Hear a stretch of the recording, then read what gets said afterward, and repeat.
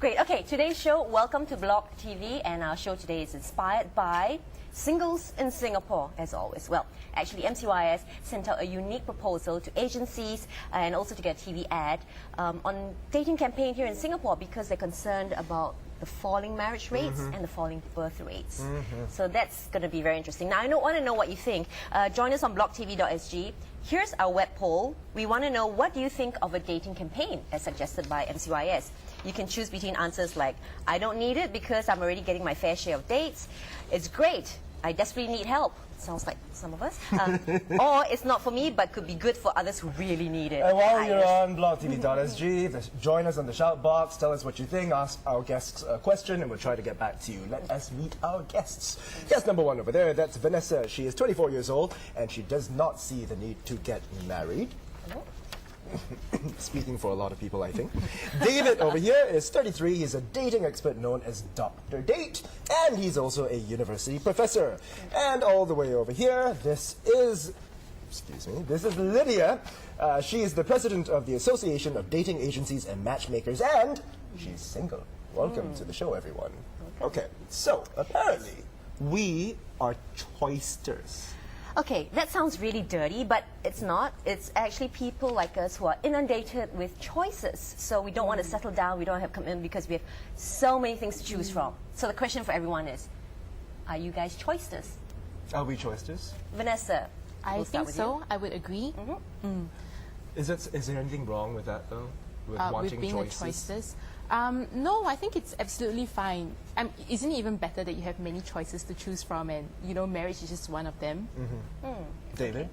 I think this is part of the paradox of choice, that it actually makes it really hard to be happy. Because what the research shows is that if you have a lot of choices, the one that you end up choosing, you're going to be less happy with that, because you'll be thinking, oh, the grass is greener on the other side. What about that one?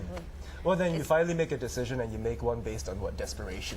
Yeah, or you've gone through all of these different choices and then finally you say, well, I've seen all of this, and I think the one that I found is the one. So either you go this really long route, or you just settle on the one that you've got. So do you think that puts people off marriage? Because I have all these Oh yeah, choices. definitely. Oh. In fact, if you're coaching a guy and you're making him have skills that will allow him to date even more women, he's actually going to probably put off marriage even longer. That's true. Well, that's just playing the field, Yeah, right? We know why Right. guys put off marriage. Well, if Singapore wants to get people to marry earlier and faster, you should probably teach limit a guy. your options. You teach a guy romance only and have 3 dates in your how to lifetime get the before you most get out of the married. relationship he's got. Yeah. Be happy with what you have. Is that a Yeah, I problem? guess it right all now? boils down Choices. to, of course, there's a lot of choices, and I myself, I still believe in marriage, ultimately. I guess it all boils down to what am I looking for in terms of values, in terms of character, in terms of connection. Am I able to relate to the person? Is this person suitable for me? But how do you know? His I mean, character if we complement me? have choices, and choices aren't necessarily a bad thing, right? Maybe the question is, how do you know you have found the one and make that choice right there? How do you know? I've spoken to a lot of married people, and there's this very common answer they always give me. You just have the peace to marry him, to see the future with him or her. As in you feel a peace. Yeah, and then they just see the future with that person. You can visualize it. But a lot of That people... can happen after 2 shots of tequila. Yeah. But this thing, a lot of people, when you're standing at the altar getting married, you never think you're going to break up the person. No one thinks that. Everyone thinks this marriage is going to last forever, but a lot of marriages don't last forever. So how do you account for this peace? I guess it also boils down to the attitude of the couple, whether are they that committed with that vision together. Right. I want to know, to work things do out. choices end after you say I do? I don't think so.